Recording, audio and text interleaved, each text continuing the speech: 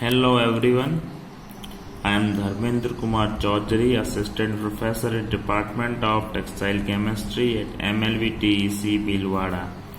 In online lecture series of Textile Chemical Analysis, subject of 4th semester as per Rajasthan Technical University syllabus. In the last topic, that is quantitative estimation of the dyes. Today we will discuss about evaluations of the Dyestuff. Evaluation of the Dyestuff means how dyes will be performed in its application stages. It means how the dyes, the property of the dyed goods by using a particular type of dyes will be pre-estimated, or we can say will be pre-assumed on the basis of the characteristics of the dyestuff as well as some basic properties. So dyestuff, as you know, dyestuff is one of the most important chemicals used in the textile weight processing, and especially it is the basics, or we can say it is the very most important ingredients in the coloration of the textile material, because dye is a color. So for the coloration of textile, dye is not a sole chemical, but is the most important and the real chemicals which produce colors. So for assuming the performance of any dyestuff. Any dyestuff means dye. Dyestuff means a dye powder or maybe a liquid. So the property of the dyestuff to be tested is for strength. Strength means how it has a strength, U and the tone and other characteristics with respect to the particular class of dyes. For in case of the wet dye, so how amount of hydro and caustic is required for its solubility, means how much energy is required for the solubility, and on the basis of the dyes to dyes, by pre-estimating or by the pre-analyzing or by the pre-determining the proper dyeing conditions. It is also a part of this. Now the evaluations of the dyestuff, as we say in this topic, we will discuss about the strength U and some other characteristics with respect to the particular class of the dyes. Now we will discuss about how we can calculate or how we can measure the purity and strength of a dyestuff. So the purity and strength of a dyestuff can be estimated by chemical method, means by using some chemicals, and then by chemical method it may be gravimetric method, or maybe volumetric methods. So the first one is chemical method. Second one, where we can go through the colorimetric method, and the last but not least, by actual dyeing trials in a laboratory. Because the chemical methods and colorimetric methods are not in chemical methods and colorimetric methods, the evaluation conditions are somewhat differ from the actual dyeing conditions. So the performance of the dyestuff during analysis and in actual dyeing condition is differ mostly in terms of presence of substrate, because in analysis there is no substrate used in chemical methods or colorimetric methods, but in actual dyeing condition there is a substrate. That's why there is a number of chances to perform dyestuff differently from testing stage to actual stage. That's why the actual dyeing trials in the laboratory is considered one of the most importantly and very carefully. So very first we will discuss about the chemical methods of evaluating the percentage, evaluating the purity and strength of the dyes. So in chemical method, either it may be either by volumetric or gravimetrics. So very first we will discuss about purity of azo dyes. Azo dyes means the chromophore should be azo.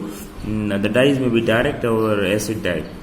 By titration, for the purity of the azo based dyes can be calculated by titrating with the standard titanium chloride solutions.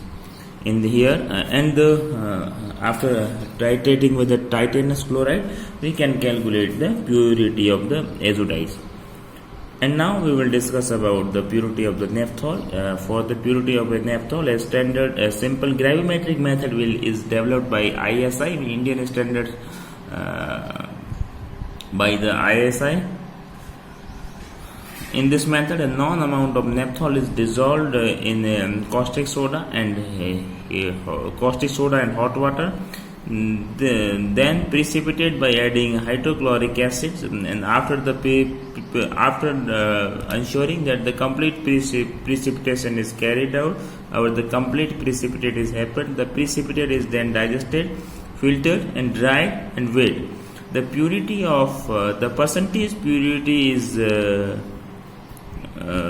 then calculated from the original weight of the sample and the weight of the precipitate obtained, because as you know the naphthol is dissolved in a base, that is caustic soda, and we add acid for precipitation.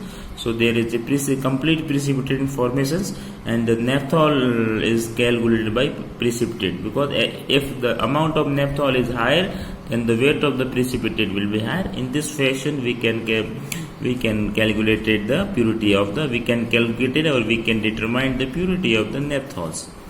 Now the purity of the base can be estimated by titrating in a cold condition of known quantity of the hydrochloride of the base against a standard solutions of sodium nitrite using iodide paper for the detection of the endpoints. Here the hydrochloride of the base will be taken and titrated against a standard solution of sodium nitrate using starch iodide paper for the detection of the endpoints. If the molecular strength of the base is known, the active strength can be easily calculated. Now we will discuss about the purity of the wet dyes. How we can calculate the purity of the wet dye? As you all know, wet dyes are not water solubles. It can be made soluble by using caustic and